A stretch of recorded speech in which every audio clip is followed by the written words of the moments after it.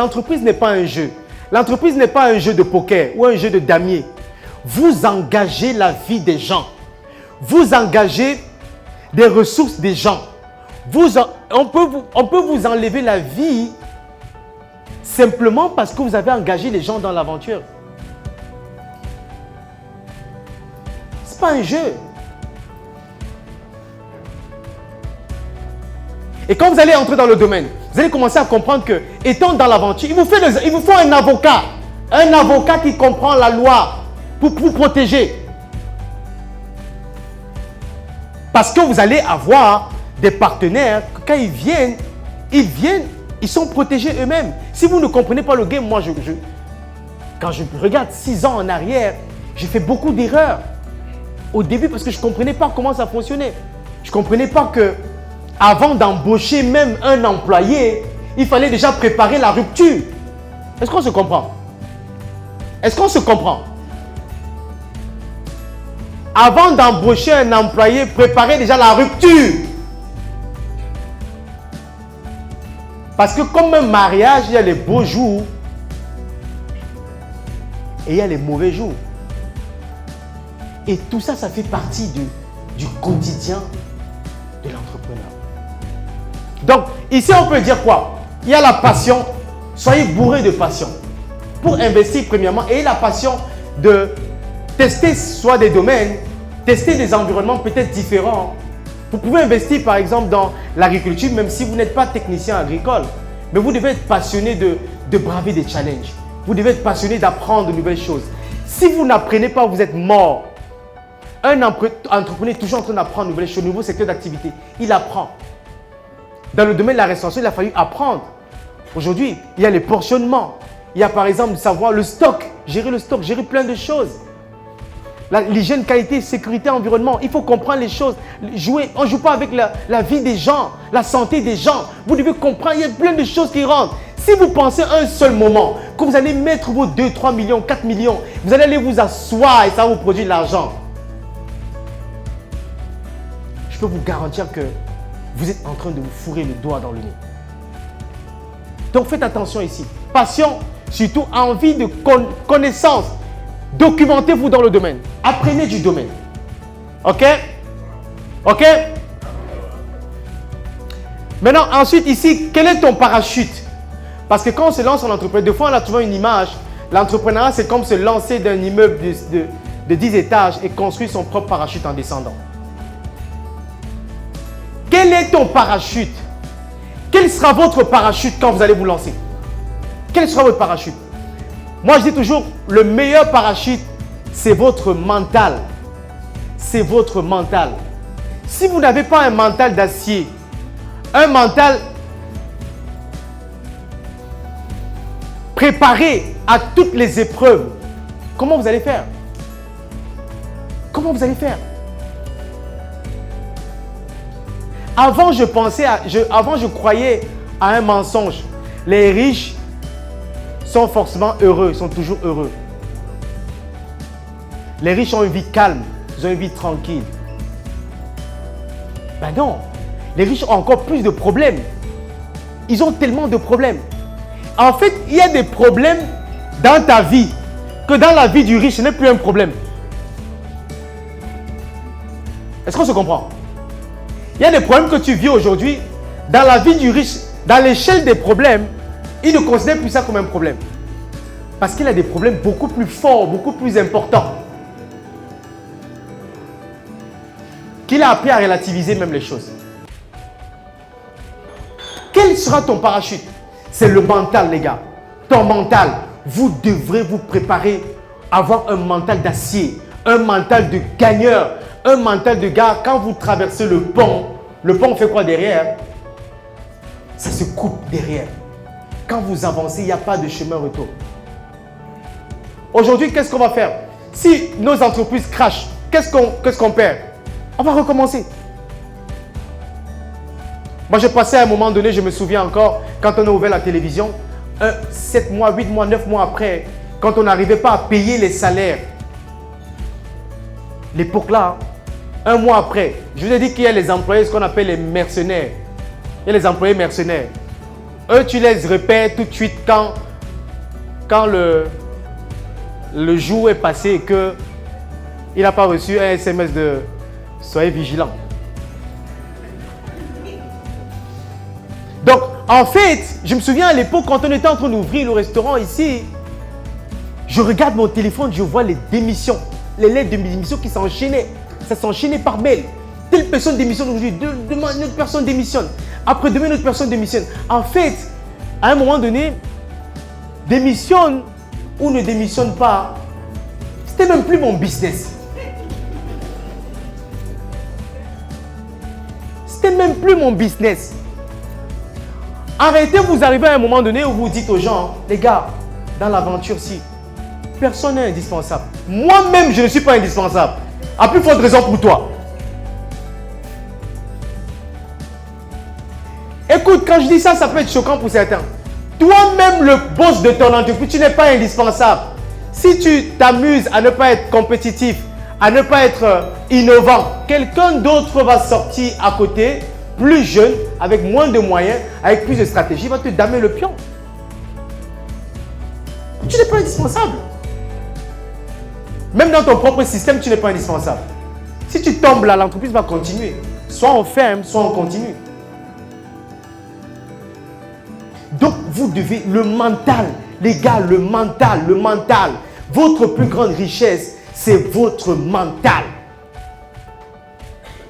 Est-ce que vous êtes préparé pour ça?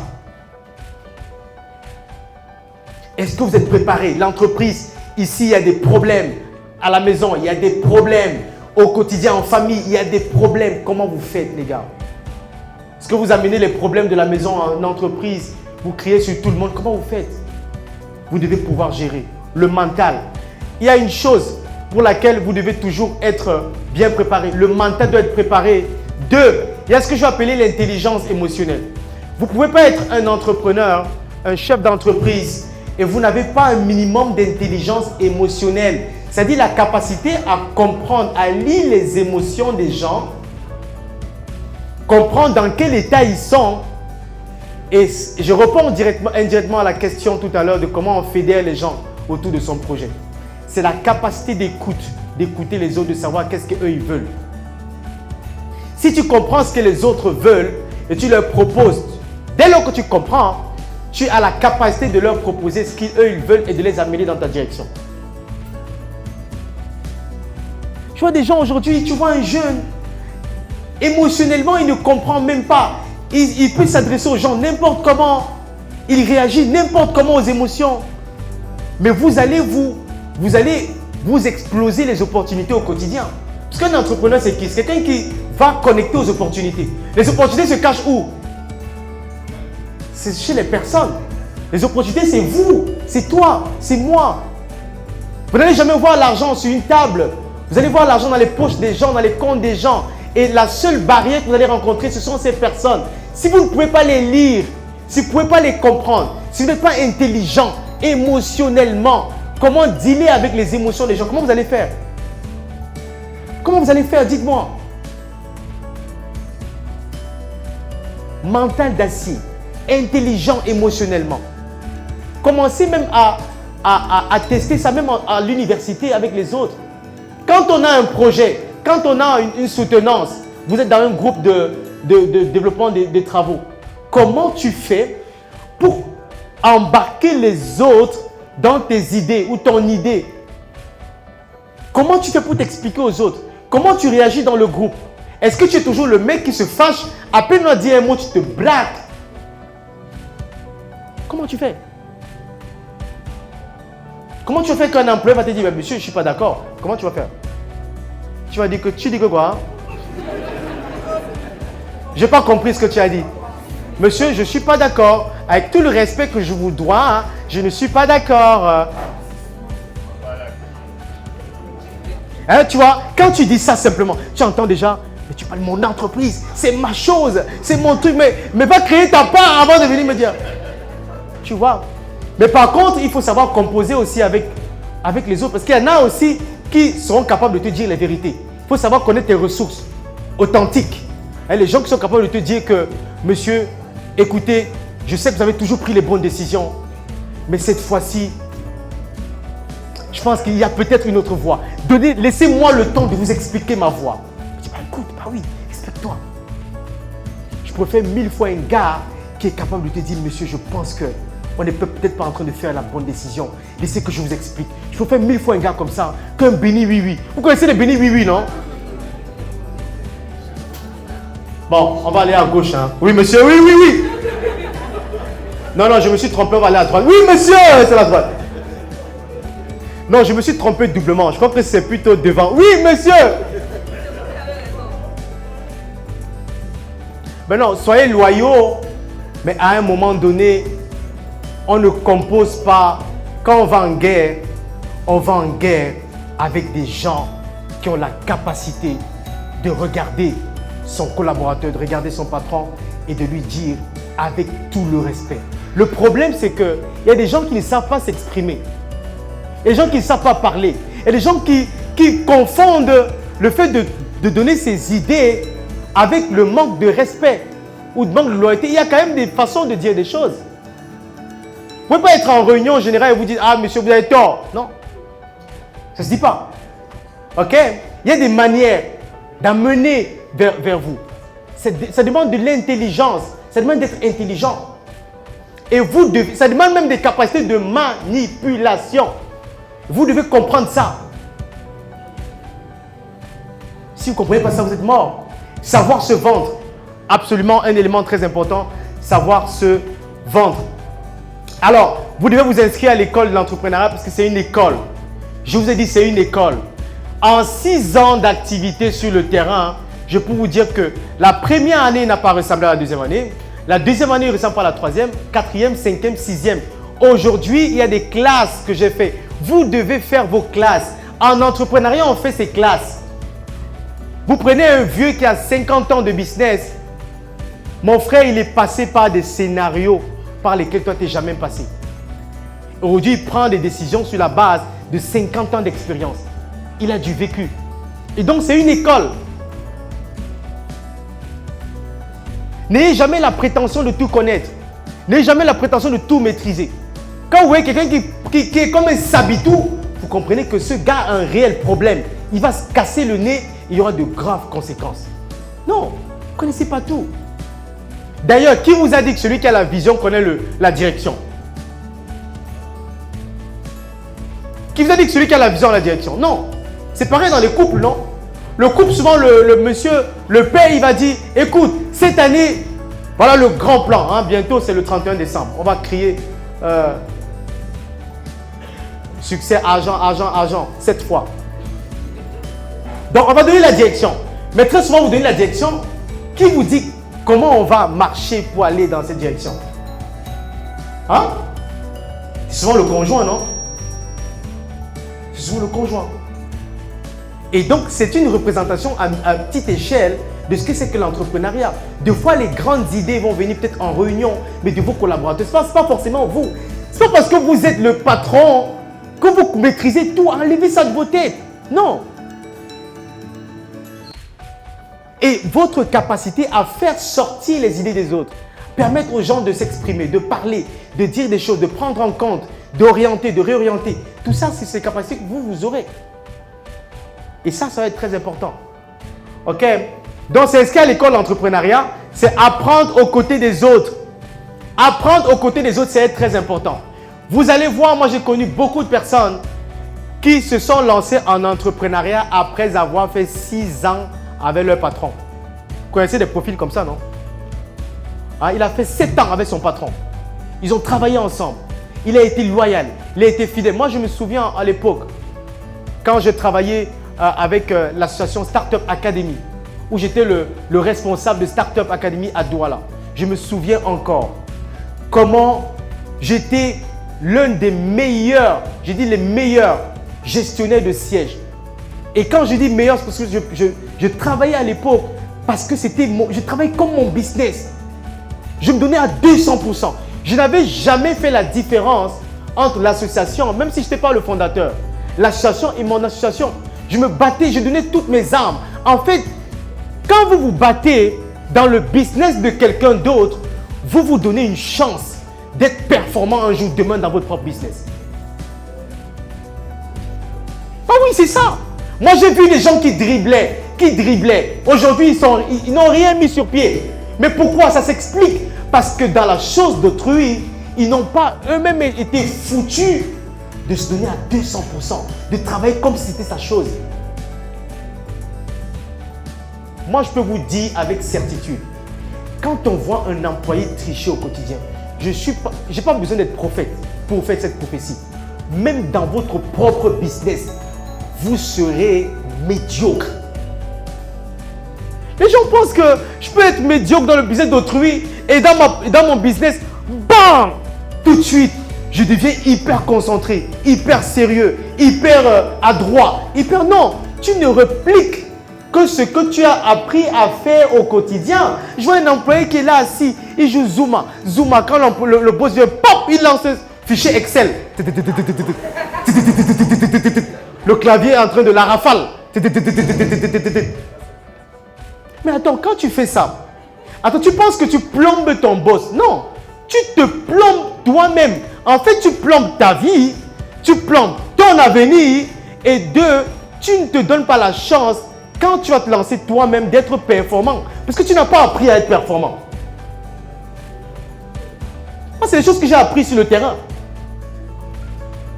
Et quand je travaille avec les collaborateurs au quotidien, je peux savoir si ce gars va performer dans sa propre entreprise. Je peux savoir, on peut lire, on sait, on peut lire. Je peux savoir. Je connais qui exactement peut performer. Je connais qui ne peut pas performer. Je ne vais pas leur dire quand même. Mais ça se lit. Quand on connaît, on sait.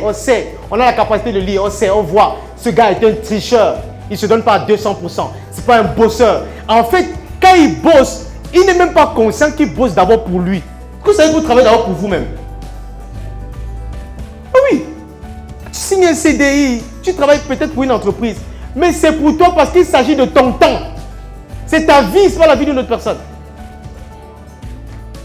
Dans 15 ans, tu vas rendre compte à qui? À toi-même.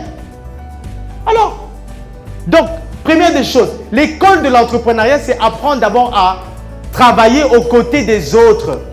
Travaillez aux côtés des autres. Soyez loyaux quand vous travaillez aux côtés des autres personnes. Moi, j'ai lu l'histoire de beaucoup de numéro 2 qui sont devenus numéro 1. Pourquoi? Parce qu'ils ont appris quand ils étaient numéro 2. Ils ont appris, ils ont travaillé quand ils étaient numéro 2.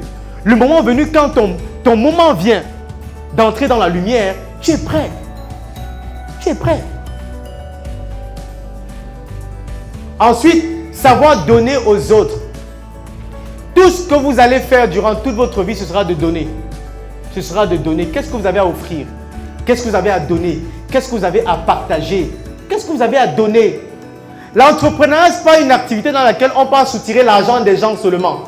Non, c'est une activité dans laquelle on vient proposer une plus-value aux gens. C'est cette plus-value-là qui permet que le gars il donne son argent facilement. On a tout un cours dessus sur les techniques de vente. Tout à l'heure, vous pouvez prendre des formations derrière. On a tout un cours dessus, sur la vente. Pourquoi les gens achètent naturellement et moins naturellement chez les autres? Pourquoi? On dit souvent que les gens ont des problèmes à acheter. Quand un commercial revient, il dit « Monsieur, c'est trop cher. » Non, ce n'est pas une question de c'est cher.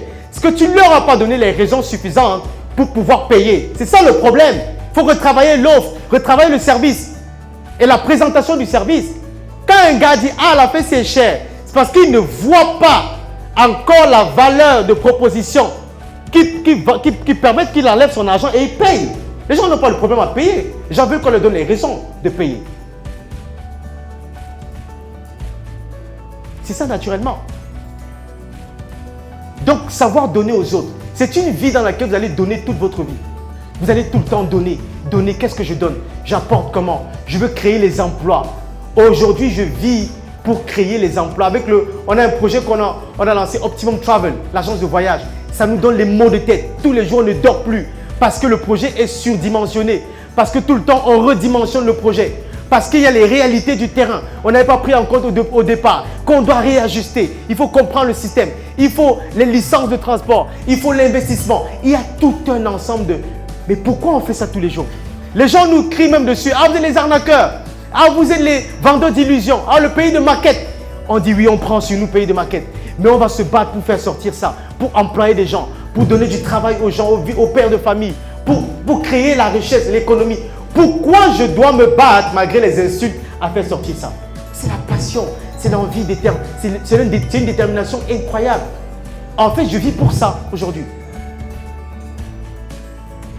Je vis pour ça. Si ça ne marche pas, qu'est-ce qui va se passer? Je vais recommencer. Combien de conférences on a déjà fait payant? De nombreuses formations.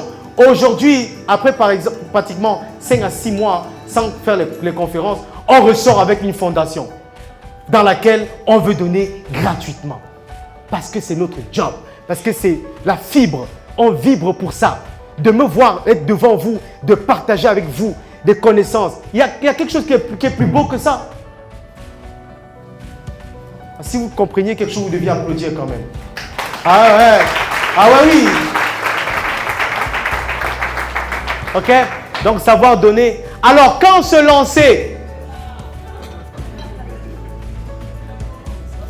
Vous savez, dans cette histoire, c'est... Moi, j'ai une culture d'église de réveil. Donc, quand vous allez donner une solution à quelqu'un, vous allez donner toutes les clés que vous pouvez donner ce soir. On a tout donné, on a déjà tout donné. Le temps, c'est déjà fini. Il y a une dernière question, quelqu'un va vous demander. Est-ce qu'il y a une clé, une dernière clé? Une clé joker qui peut me permettre. Il y a toujours ce mythe-là de la clé magique, hein, du cube magique, du dernier truc, en fait un peu exotérique. Naturellement, non, toutes les clés, on en a parlé déjà. Alors, naturellement, quand se lancer, bah, c'est maintenant. Vous vous êtes déjà lancé.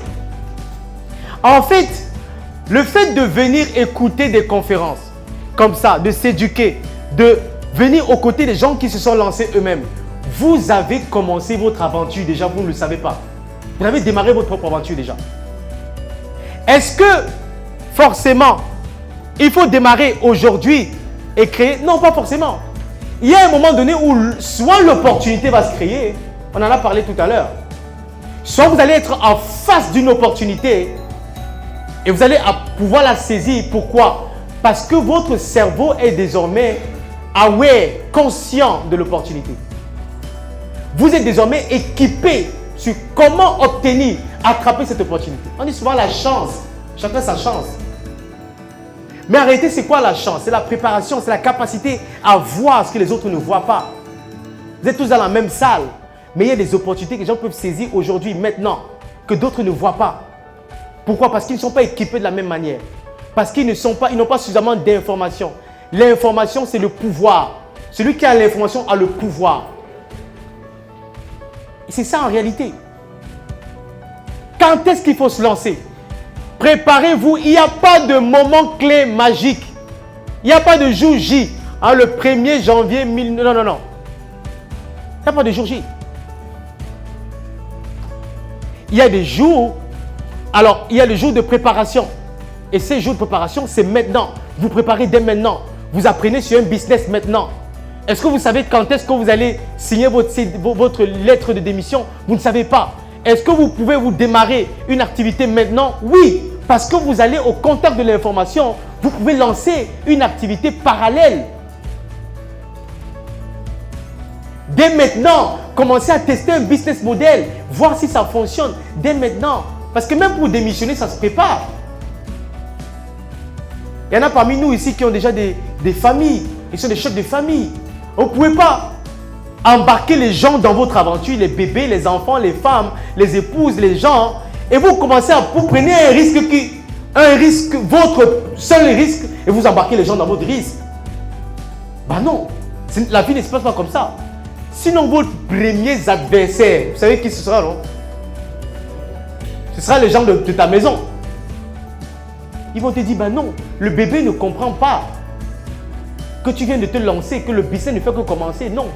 Il y a quelqu'un qui a dit que le business ne fait que commencer, que c'est maintenant que le business commence. Non, il y a une préparation derrière. Quand on est seul, on peut prendre plus de risques. Quand on embarque déjà les gens dans son aventure, le risque n'est plus évident. Et ça, il faut le comprendre. Mais quand est-ce que ça commence? Quand est-ce que la traversée, le départ? Les gars, c'est maintenant, à travers toutes les petites actions que vous prenez au quotidien d'apprentissage, de connaissance de business model, d'échange avec les autres, de petits micro-investissements. Vous avez déjà démarré l'aventure. Donc ça, il faut le connaître, effectivement. OK. Est-ce que généralement, quand je dis ça à chaque fois, je dis toujours aux gens, ce n'est pas parce qu'on vous a donné les techniques, les clés, les choses, que forcément, en les appliquant, ça va fonctionner.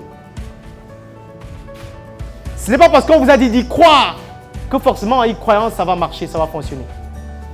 Mais par contre, si vous arrêtez d'y croire, si vous cessez d'y croire, si vous cessez d'essayer, si vous cessez de recommencer, de faire de nouveaux efforts, de refaire les choses, si vous arrêtez, par contre, le game, à ce moment donné, est terminé. Il y a toujours une phrase que avec laquelle je marche au quotidien. Tant que ce n'est pas 100% impossible, alors quelque part, c'est possible. Merci.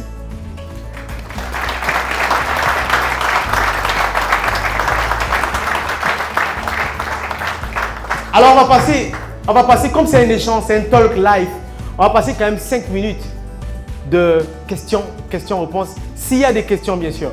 Si on a tout compris, tout est nickel, on va passer directement à l'autre phase. Mais s'il y a des questions à poser, on peut prendre encore quelques minutes pour répondre aux questions des uns et des autres et ensuite on avance.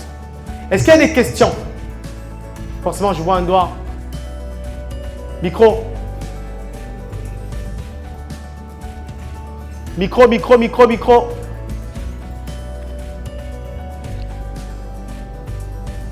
Micro, là.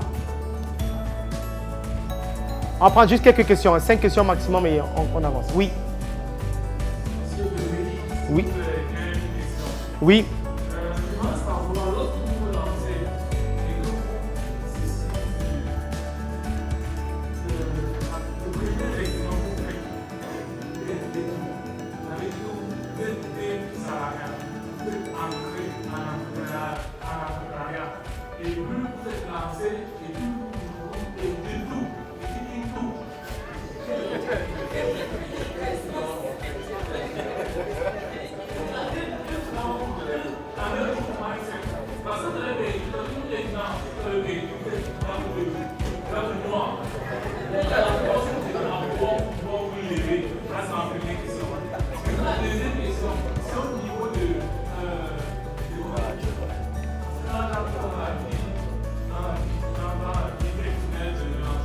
Oui.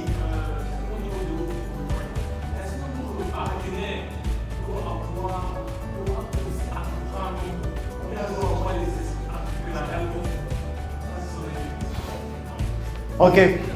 Alors, on prend les questions les unes après les autres, directement pour ne pas oublier ou bien? Hein? On reprend directement. Ok, première question, quand on s'est lancé, on a fait le pas.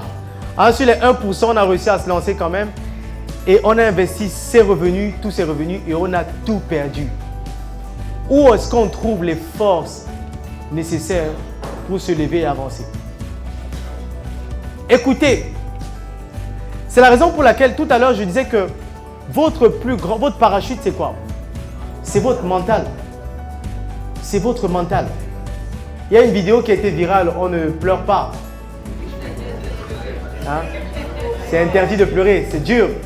Ok? Mais je me dis, écoutez, à chaque fois que vous allez voir un entrepreneur à succès, le problème, c'est que vous ne voyez jamais la réalité. Vous voyez ce qu'on a décidé que vous allez voir. Et donc, vous voyez la partie du succès. Mais sachez que derrière, il y a énormément de difficultés. Une des choses pour solutionner ça, c'est de fois de fonctionner en communauté. C'est pour ça qu'aujourd'hui, on crée une communauté de personnes. Parce que quand vous créez une communauté, et que lors d'une discussion, par exemple, tu me dis, ah Uri, je viens de perdre mes 500 000, tout ce que j'avais mis. Je dis que mon frère, je suis endetté à moins 120 millions. Est-ce que ça te... Est-ce que tu as encore le même... la douleur quand même, c'est comme si tu as eu une grosse injection de morphine et d'antidouleur. Tu vois? C'est-à-dire que c'est la communauté. C'est pour ça que vous voyez nos pères de l'Ouest là. Ils vivent en communauté. Ils se retrouvent à la fin du mois au village. Dans leur tontine, leur réunion, ils s'échangent, ils se parlent. Ils disent, mon frère, tu dis que tu as combien de dettes là? Je dis que oui, je dis que c'est encore grave. Cette fois-ci, c'est grave. C'est grave. Je suis en train de mettre un immeuble là, mais ça ne va pas. La banque veut me tuer. Et ils s'échangent entre eux. Ils parlent. Et ça permet de passer les moments difficiles, de traverser les moments difficiles. Si tu les passes seul, dans ton coin, dans ta chambre, tu as plus de risques de clamser ou d'avoir de... Voilà. Donc, traverse ces moments donnés. Par contre, traverse-les avec les gens qui sont dans la même dynamique que toi. Parce que si tu traverses avec d'autres personnes qui ont une mauvaise dynamique, notre dynamique, ils vont plutôt te désapprouver. Ils vont te dire que tu as fait une erreur. Tu n'aurais pas pu dire non, non, non, non, non. Non. Donc, environnement. Choix environnement. Deuxième question. Est-ce que sa conjointe doit forcément entreprendre? Vous savez, l'entrepreneuriat, c'est comme l'église de réveil. Je reviens encore. Le jour où tu as été born again, le jour où tu t'es repenti, qu'est-ce que tu as envie de faire? Toute la famille, tu arrêtes la Bible, tu arrêtes l'épée à main. Que même par la force, tu vas te repentir. Vous allez croire à cette histoire? Ben non, écoutez, vous ne pouvez pas embarquer quelqu'un dans une aventure dans laquelle vous n'avez pas le même niveau de connaissance. Les décisions que tu prends aujourd'hui, c'est en fonction des connaissances que tu as. Et c'est même pourquoi, dans le couple, la majeure partie des couples, alors je vous dis en exclusivité, mercredi prochain, on va recevoir Marlise Doumbé qui va nous parler de couple. C'est une spécialiste incroyable. Elle a vécu des expériences, elle a été mariée, elle a été divorcée. Je crois que vous avez vu des vidéos virales sur la plateforme. Elle va venir partager avec nous. C'est ce genre d'événement qu'on veut. On peut applaudir quand même, hein? Ah oui! Donc, c'est la raison pour laquelle la majeure partie des couples crashent. Alors quand je dis crash, c'est parce que moi-même plusieurs fois, je passe par le bord du crash. Donc, quand je le dis, je sais de quoi je parle. Pourquoi? Parce qu'en fait, les entrepreneurs, étant un entrepreneur et un chef de famille, tu as une responsabilité de mise à jour d'informations sur ton collaborateur ou ton copilote. Parce que s'il n'est pas à jour sur les informations que tu as, le niveau d'information que tu as, il peut devenir ton adversaire, ton premier adversaire. Est-ce qu'on se comprend? Ça veut dire quoi? Ça veut dire que quand vous avancez, il y a des données que tu dois partager. Il y a des conférences, des séminaires. Des fois, tu ne forces pas. En fait, tu l'exposes à certaines informations, à elle-même de faire ses choix, de faire elle-même son combat, ses propres batailles. C'est elle-même qui doit le faire. Si tu es entrepreneur, tu veux prêcher l'entrepreneur à la maison chez toi, elle va dire, monsieur, c'est dehors. Ici, ça ne marche pas. Donc, ne la force pas à entrer dans une aventure. Non. Elle peut avoir un rôle à tes côtés de soutien. Elle peut être en train de consolider ce que tu as mis sur pied également, sans forcément avoir les mêmes batailles d'extérieur que toi. Pas forcément. Par contre, elle doit comprendre ton aventure. Elle doit comprendre l'aventure dans laquelle vous êtes. Ça, c'est important. Donc, ne pas forcer, mais exposer la personne à comprendre l'environnement et à avoir un niveau progressif d'information. Parce que c'est ça qui va permettre que vous puissiez continuer dans la même direction ou plutôt cracher. Parce que avec tous les risques que tu as pris depuis 6 ans, si tu continues de vouloir prendre les risques, je pense qu'elle va te dire, bah non, je ne veux plus. Alors que si elle a déjà intégré la notion de risque, elle sait qu'elle comprend, à un moment donné, ça peut mieux passer. Oui, question. Après, il n'y a pas de formule miracle. Hein. Chacun va faire son processus. Mais c'est quelques clés comme ça venant du parcours que je partage. Oui.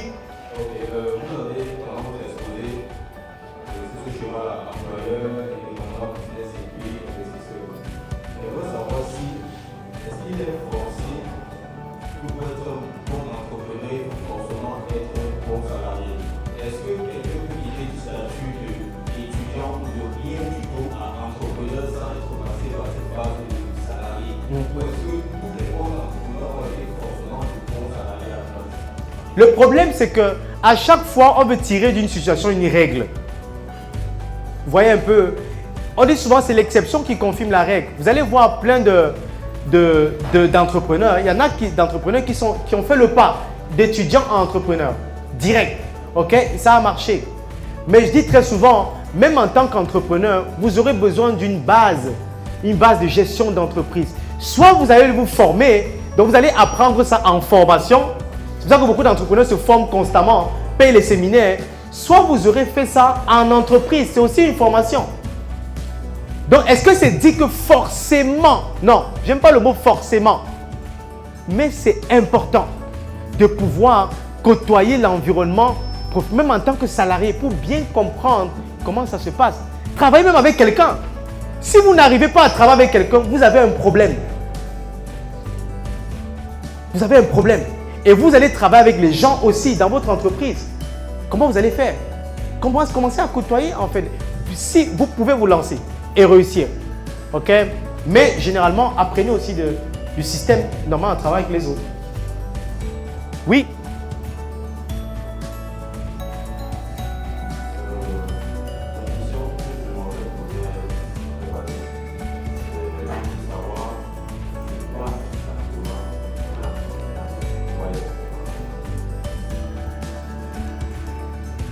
C'est quoi exactement l'entrepreneuriat et c'est quoi exactement l'entrepreneur? Qui veut m'aider? C'est quoi exactement l'affaire ici même dans laquelle on est là? C'est même quoi exactement? Oui, rapidement. En fait, moi je peux définir l'entrepreneuriat comme cette capacité à identifier une opportunité ou encore un problème et apporter une solution. Bon, l'entrepreneuriat, c'est une activité à laquelle on se lance, où on identifie les problématiques, on va dans une démarche de mise sur pied des solutions pour apporter, pour résoudre ces problématiques-là dans la société. Ça se décline sur plusieurs ordres, plusieurs dimensions. Jeunes entrepreneurs, grandes, moyennes et grands. L'entrepreneur, c'est le chapeauteur, le pilote dans ce type d'activité-là. Après, vous pouvez avoir une définition que vous taillez différemment, mais de manière grosso modo, c'est ça. De manière grosso modo, c'est ça. J'identifie des solutions, des problèmes, j'apporte des solutions au quotidien. C'est ça. Entreprendre. C'est-à-dire, des entreprises, je mets sur pied, je prends sur moi, je me donne les moyens de solutionner des choses. Oui. Est-ce qu'on a compris quand même quelque chose un peu? Ok. Oui. Bon, on prend encore 3 questions. 3 questions et on a presque fini. 3 questions, on a fini.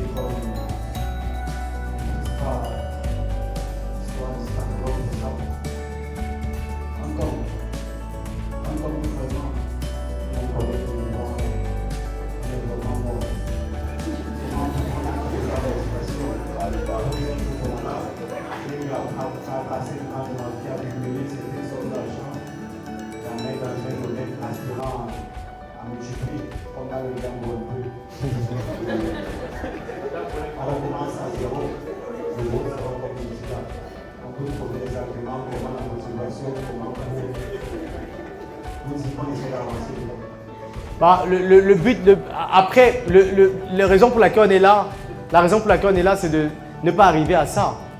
Ok? Et quand vous commencez à comprendre le process, vous comprenez qu'on ne peut pas épargner et investir toute son épargne, prendre autant de risques d'investir toute son épargne dans une activité. Comme ça, il n'y a personne qui le fait. Aujourd'hui, même avec l'intelligence financière, on vous dit que son investissement, son épargne, même on ne l'investit pas dans une activité. C'est un effet de levier. C'est-à-dire que si vous avez 10 millions aujourd'hui, vous portez aux 10 millions, vous lancez une entreprise avec, c'est la pire des erreurs que vous avez. Je prends 2 millions, ça fait un effet de levier bancaire. Je prends le moins de risques. Je m'avais suscité le moyen via des organismes qui permettent de prendre les risques avec moi. Je garde 8 millions. Ok, je n'investis pas mes 10 millions dans une aventure risquée comme ça. On ne fait pas ça. Vous allez voir tous les milliardaires là, rares sont qui prennent tout leur cash et le dépensent comme ça dans une activité. Non, ils vont faire un effet de levier, générer les choses. Après, quand vous faites ça, qu'est-ce que vous pouvez faire? Simplement, c'est ce que j'ai dit au monsieur. C'est de simplement essayer de relativiser dans un environnement où d'autres personnes pourront vous soutenir. Vous vous dites que vous allez avancer coûte que vaille. Des personnes qui sont piégées dans des secteurs d'activité qu'ils n'affectionnent pas. On dit souvent, je travaille vraiment ici, c'est pas, mon cœur n'est pas ici. Écoutez, moi j'ai appris une chose dans la vie. C'est que vous devez être un stratège. Ça, c'est votre responsabilité. D'être un stratège, ça veut dire quoi? Ça veut dire de trouver les moyens pour arriver à vos fins. Trouvez les moyens, comment vous allez faire pour arriver à vos fins. Si aujourd'hui, vous êtes en train de travailler pour gagner l'argent, vous gagnez l'argent, ça veut dire que vous faites une épargne, vous vous payez, vous vous épargnez un peu. Est-ce qu'avec l'épargne que vous avez, vous vous informez un peu plus sur le domaine vers lequel vous voulez partir? Voilà, tu t'informes un peu plus. Ensuite, tu te dis, s'il y avait une transition, si je pouvais commencer à petite échelle dans le secteur dans lequel je veux faire, ce serait quoi, par exemple? Est-ce que je voudrais peut-être être un commercial dans ce secteur indépendant? Est-ce que je voudrais, par exemple, travailler pour quelqu'un même gratuitement à des heures?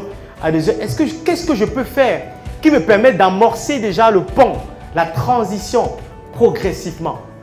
Et il faut savoir une chose, parce que ce n'est pas l'argent qui fait le projet, c'est le projet qui fait l'argent. C'est la vision qui appelle l'argent. Mettez toujours ça en tête. Il n'y a pas un moment donné où vous allez décider comme ça, la vie ne va pas vous laisser. C'est vous qui allez décider que voilà la direction dans laquelle je veux partir et vous allez mettre les actions pour aller dans cette direction-là. Chemin faisant, vous allez arriver à un moment donné où la vitesse de croisière est devenue bonne et ça qui vous permet de partir. Mais si vous ne commencez pas tout doucement, comment vous allez faire? Quelle est la petite action? Comment vous pouvez faire pour commencer dans le secteur d'activité, même aider, même travailler pour quelqu'un qui est dans le secteur d'activité dans lequel vous voulez partir, même gratuitement? Comment vous faites? C'est une formation dans laquelle vous allez vous lancer. C'est ça.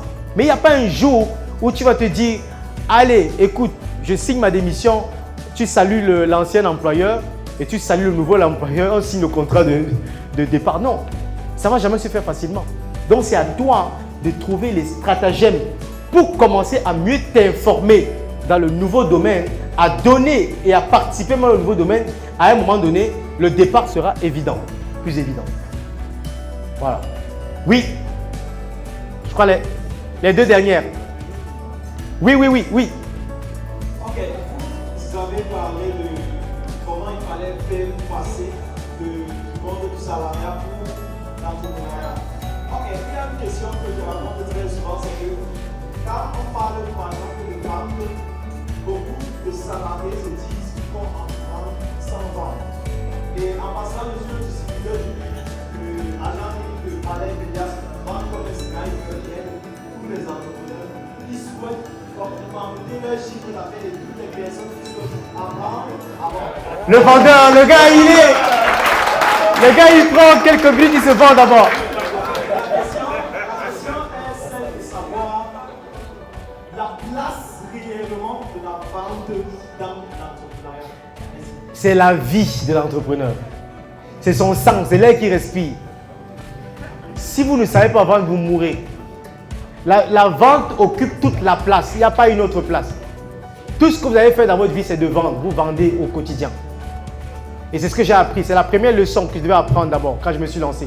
C'était savoir vendre. Malheureusement, le système nous a appris que il y a les commerciaux, il y a les vendeurs et puis il y a les informaticiens. Non, on est des vendeurs tous. Ton job premier, c'est de vendre.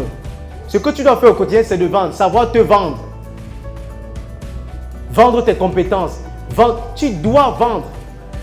Ça, en fait, ça ne prend pas une place, ça prend toute la place. Voilà. Oui. Les deux ont fini ici devant.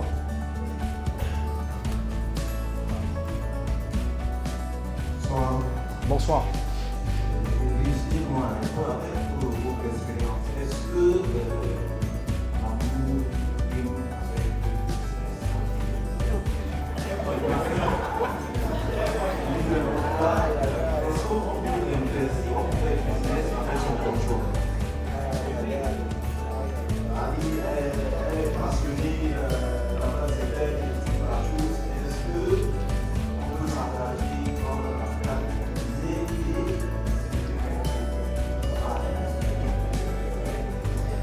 Alors, ça, c'est une question. C'est une question ô combien très, très importante. Capitale. Ah, je sens qu'il y a le calme maintenant. Les gens veulent écouter. Ah, les gens aussi. Bah oui, écoutez, le business avec un partenaire, hein, ça peut être votre épouse, ça peut être un partenaire lambda. Ça reste un partenaire, ok? Ça devient plus compliqué quand le partenaire est close to you et vous ne pouvez pas vous défaire. Vous devez composer avec. Ça commence à être compliqué. Dans tout contrat, il faut toujours comprendre que quand le contrat démarre, il faut déjà penser à la fin du contrat. Il faut toujours le faire. Quand vous signez le démarrage d'un contrat, pensez déjà à la fin. Je mets d'abord les fondations. Maintenant, est-ce que c'est plus facile ou est-ce que entreprendre rime avec amour? Tout est question de développement, de stratégie, de flexibilité, de psychologie. Dans le couple de celui qui est à côté de toi, ça peut ne pas fonctionner pour plusieurs raisons. Parce que tout à l'heure, j'ai parlé d'être au même niveau d'information. Ça, par exemple, si vous n'êtes pas au même niveau d'information, ça c'est un problème. Un. Il y a une autre chose qui est très importante, c'est que les crises, les périodes de crise, là où les vrais problèmes commencent. C'est-à-dire que quand vous lancez le business ensemble, tout va bien quand en même temps, il y a l'amour, l'amitié, il y a l'amour. Et vous êtes, il y a tout, en fait, tout est positif. Quand tout va bien, on est tout content, on est tout beau, on est tout content. Le véritable problème, c'est quand le jour où monsieur n'est pas d'accord ou madame n'est pas d'accord. Comment ça se passe dans le business?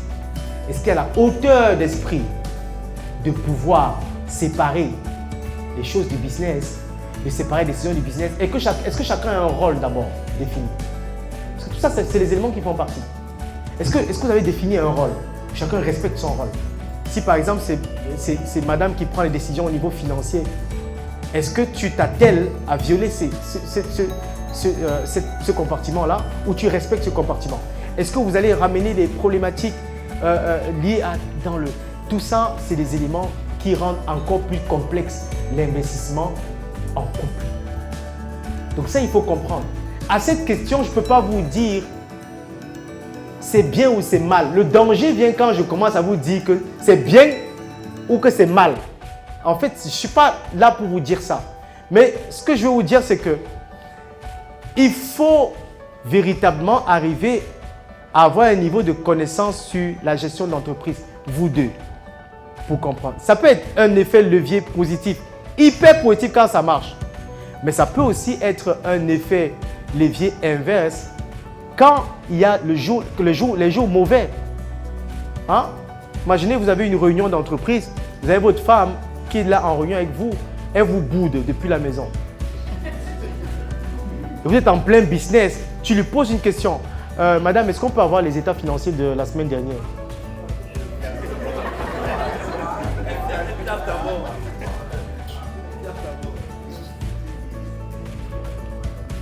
Est-ce que vous imaginez le degré d'humiliation en plein boulot? Est-ce que vous imaginez le désastre organisationnel que ça crée avec les autres?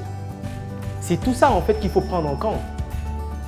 Il faut préparer, c'est pour ça que je parle toujours, préparer les mauvais jours quand les jours sont bons. Il faut penser. Donc au moment où vous signez, qu'on ouvre la structure, il faut en parler. Le jour où ça se passe mal, est-ce qu'on mélange le business et autres? Ça se passe comment? Et même par rapport à ça aussi, vous devez, en fait, ça demande l'information. Il y a l'information, écoutez l'information, et puis il y a la formation. L'information et la formation. Vous devez vous former en permanence. Quand ça marche, c'est bon, mais quand c'est compliqué, c'est encore plus compliqué. En fait, des fois, vous vous dites même que est-ce que c'était une bonne idée d'entreprendre.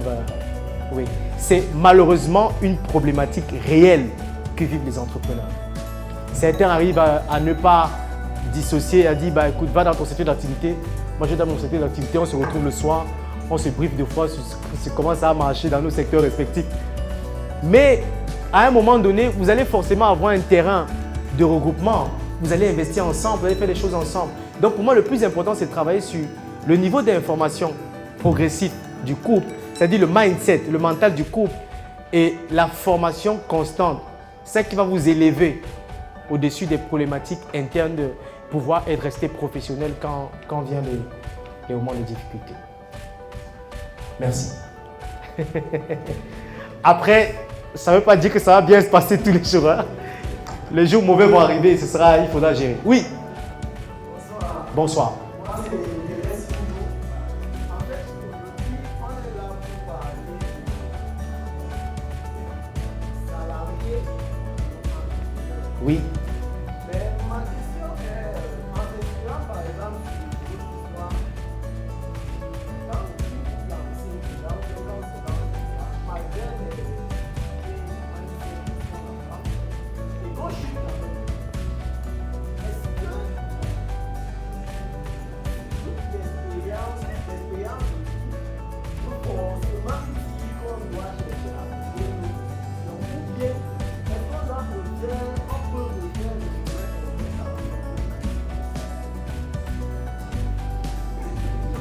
C'est-à-dire que quelqu'un qui s'est lancé déjà en entrepreneuriat, qui a de grosses difficultés, il a faillite et tout ça, est-ce qu'il peut rédiger encore une demande et d'aller travailler, c'est CDI?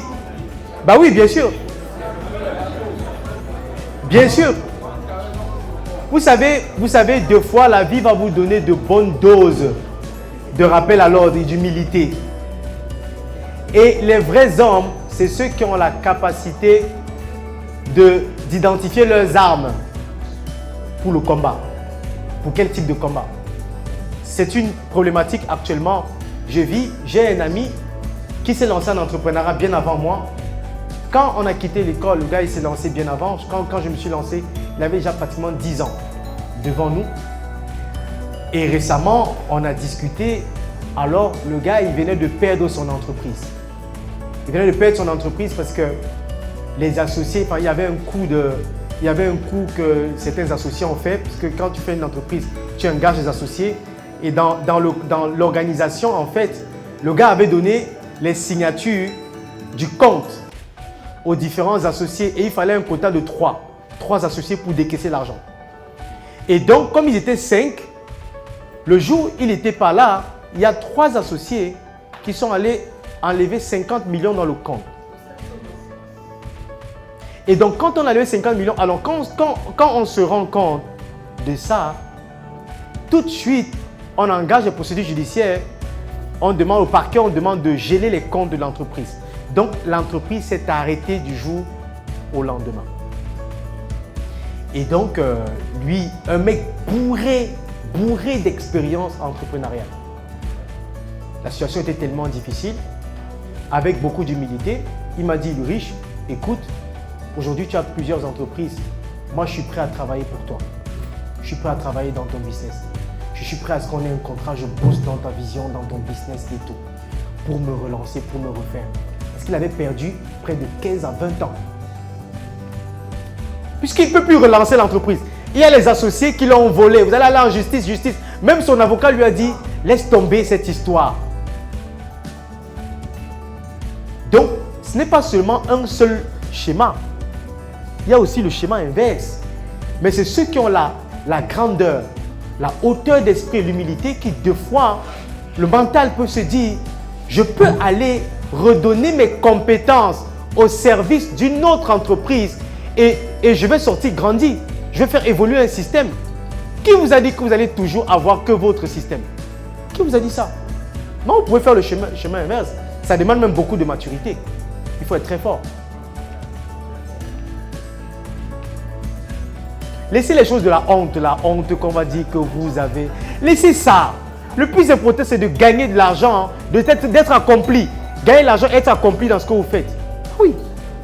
Il y a plein de salariés qui sont plus heureux que la majeure partie des entrepreneurs que vous voyez au quotidien.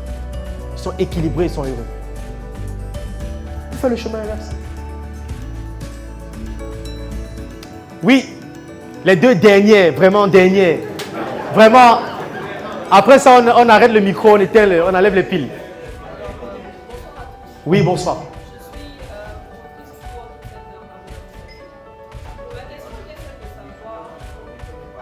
Micro ne...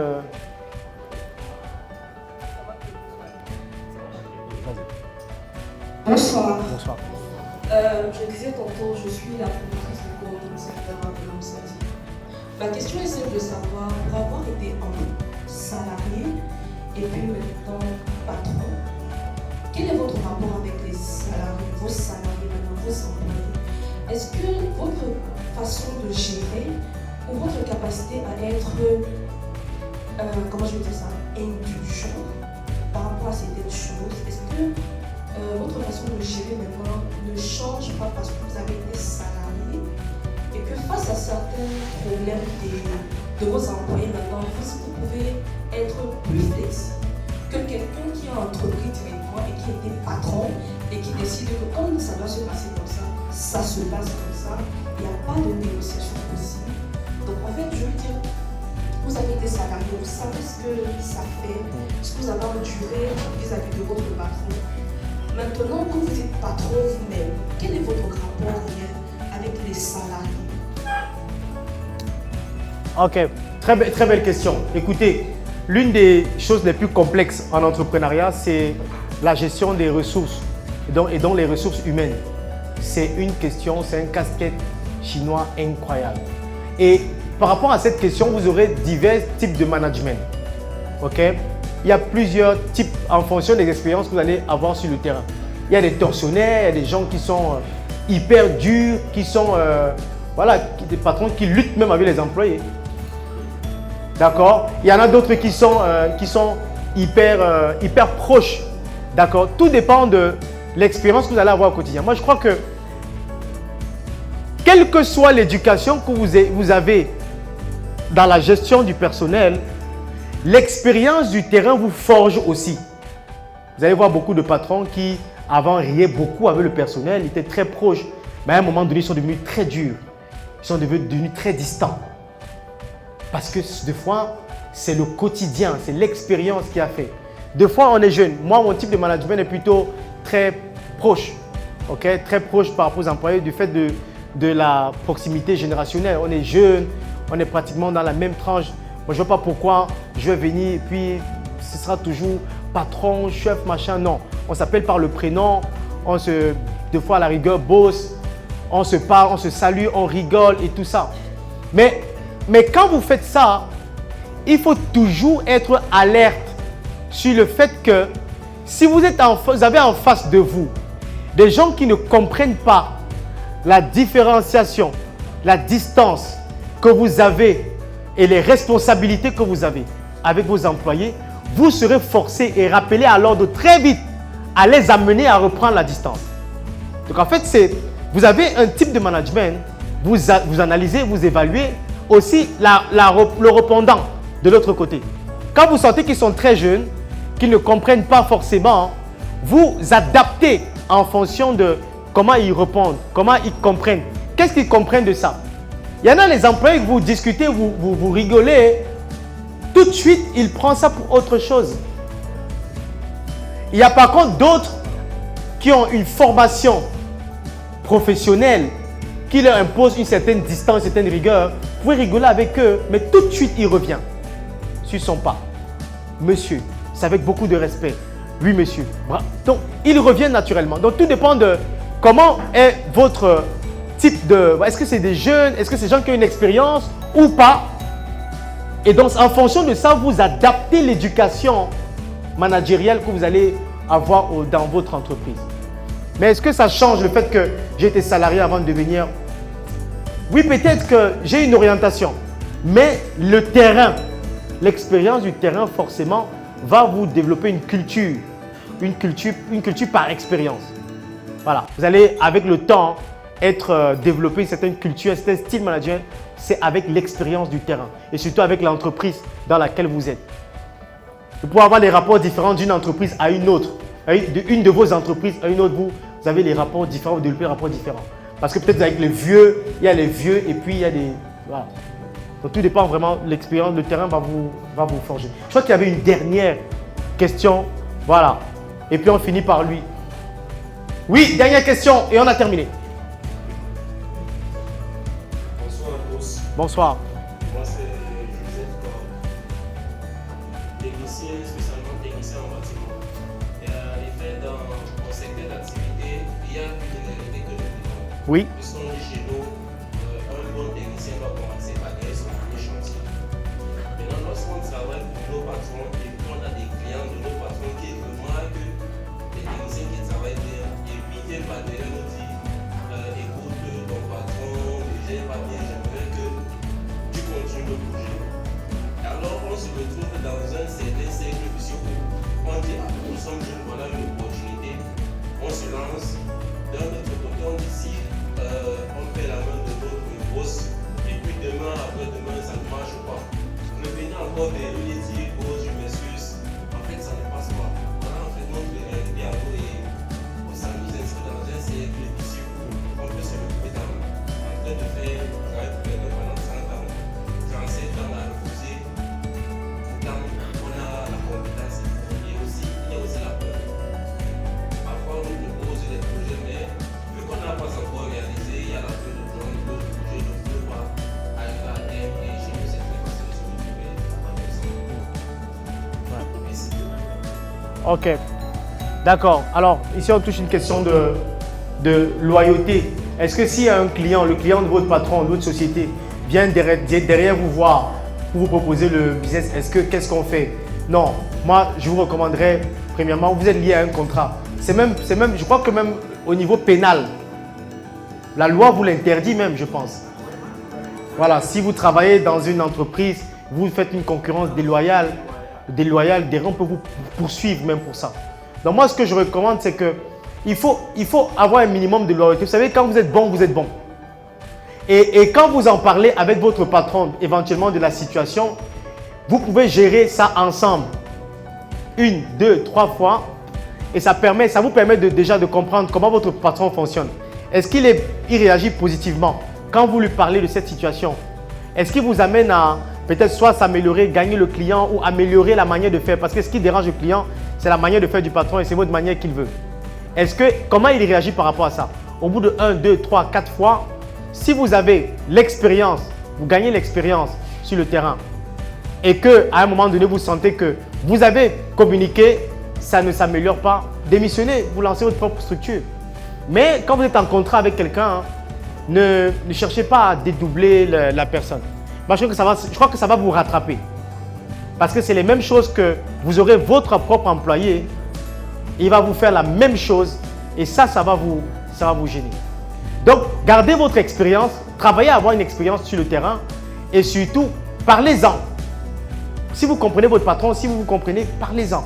Voici la problématique sur laquelle on vit, voici. Patron, qu'est-ce qu'on fait? Voyez comment il réagit. Est-ce qu'il veut s'améliorer ou est-ce qu'il se braque? En fonction de ça, vous savez comment vous pouvez gérer ce type de trucs au quotidien. Magasiner l'expérience et surtout aussi, quand vous serez plus, vous voudrez plus, partez. Voilà, démissionnez et lancez-vous dans votre propre entreprise. Ok, donc merci. Alors, la dernière chose, avant que quelques partenaires ne prennent la parole, comme je vous ai dit, c'est la fondation Optimize Africa. Nous avons démarré le projet et le projet vise à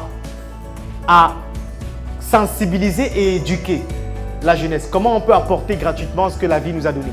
Donc, on apporte ceci. Mercredi prochain, on aura un thème encore plus fort qui va permettre de résoudre beaucoup de problématiques qu'on vit aujourd'hui. Ça, c'est le projet éducationnel. Il y a la partie sociale, action sociale. Comme je vous ai dit, nous, on veut mettre sur pied plusieurs points d'eau potable dans nos différents environnements. On ne va pas attendre l'État pour ça. Nous, on va le faire. Et c'est à travers une communauté, c'est à travers un ensemble de personnes qui peuvent se mettre ensemble et dire, nous, on veut changer la vie des jeunes qui sont à Mambanda, les jeunes qui sont à Bipanda, les jeunes qui sont à... Nous, on veut le faire. Si l'État ne peut être défaillant là-bas, nous, on a la capacité de le faire. Et donc, on a démarré ce projet-là. Nous, ce qu'on veut, vous pouvez rejoindre l'aventure. OK? Devenir simplement ambassadeur, faites partie, si l'aventure vous intéresse, faites partie de l'aventure comme ambassadeur, rejoignez-nous. À la suite, tout simplement, demandez à faire partie de l'aventure comme ambassadeur. Et vous allez, par exemple, ces conférences qui sont données gratuitement, vous pouvez par exemple les repartager aux autres ou bien parler de ces conférences aux gens autour de vous. Alors, vous connaissez les gens qui sont, vous êtes venus aujourd'hui, vous connaissez les gens qui auraient pu être ce soir pour comprendre ces informations. Donc, notre objectif, c'est que, ensemble, soyez les ambassadeurs de cette fondation. Mettons-nous ensemble pour retransmettre ce message-là aux gens autour de vous, aux gens dans votre environnement. Moi, je tiens à ce que mercredi prochain, qu'on ait parlé de ce rendez-vous à 2 collègues, à 3 collègues, aux gens qu'on admire ou qu'on aime, qui viennent apprendre aussi de cette plateforme-là. Donc, inscrivez-vous comme ambassadeur et laissez aussi votre adresse email parce qu'on va vous envoyer des livres, des documents à lire pour vous développer en entrepreneuriat. On va vous envoyer aussi le lien de cette conférence vidéo ce soir, que vous puissiez la écouter, la réécouter. C'est un peu ce que bénéficient aussi les ambassadeurs. C'est une plateforme, c'est un ensemble de personnes qui avancent ensemble, mais surtout qui croient en cette vision. La vision de pouvoir nous-mêmes changer les choses pour lesquelles on apporte des critiques tous les jours dans notre environnement. Nous croyons qu'il y a des choses que nous, on peut faire, que ce n'est pas forcément l'État qui doit faire. C'est nous-mêmes. Il suffit simplement qu'on se mette ensemble et qu'on apporte des solutions tangibles pour pouvoir résoudre ces problèmes-là. Donc, tout à l'heure en partant, rejoignez l'aventure en tant qu'ambassadeur. Laissez vos contacts, vos coordonnées là-bas et quand vous donnez surtout votre adresse email, qu'on puisse vous envoyer des documents et qu'on vous envoie le lien d'accès de cette conférence ici ce soir pour que vous puissiez la revoir pour vous développer de plus en plus. Est-ce que c'est pas une bonne chose ça quand même? Voilà. Donc rejoignez-nous, c'est gratuit. Et ensemble, mettons-nous main dans la main, travaillons ensemble pour pouvoir changer la vie des gens. J'aimerais qu'au sorti d'ici, que les gens se disent, j'ai beaucoup appris. J'ai peut-être eu une information qui m'a permis de m'améliorer. Imaginez comme ça chaque mercredi, dans 2 mois, dans 3 mois, dans 6 mois. Vous imaginez les changements de direction que vous pourrez prendre dans vos business. Vous imaginez l'impact que ça va créer dans votre environnement. Vous imaginez à la fin d'année comment on va ouvrir un point d'eau dans un environnement, la fierté des enfants, comment les gens vont accès à l'eau. Ça n'a pas de prix. Simplement à travers un geste, en vous enregistrant, en faisant partie de cette aventure incroyable. Donc merci à tous les partenaires. Je vais remettre la parole à Rostam Gromseux, qui est le fondateur de l'Institut d'art oratoire, le directeur de l'Institut d'art oratoire et qui est aussi un cofondateur, hein, bien sûr. Ça, c'est aussi important de le dire. Est-ce qu'on peut applaudir pour lui simplement? J'ai envie qu'on dise merci. J'ai envie qu'on applaudisse encore pour ça.